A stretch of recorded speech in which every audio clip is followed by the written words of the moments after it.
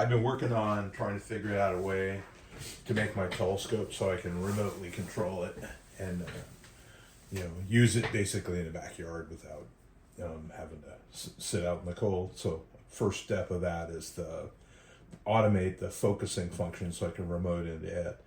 And so what I've done is I bought a kit, a circuit board with some the components, soldered it together, a little controller board that can handle drive stepper motors and other things that I need.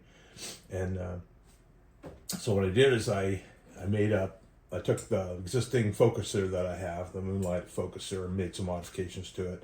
And then I added a stepper motor, 3D printed a case for it with a couple of gears and various other things in it.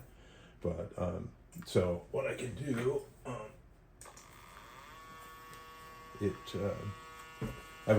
I can control it over, in this particular case I got it hooked up to Wi-Fi. So over the Wi-Fi interface with an app on the PC, I can tune the thing remotely. And anyway, that's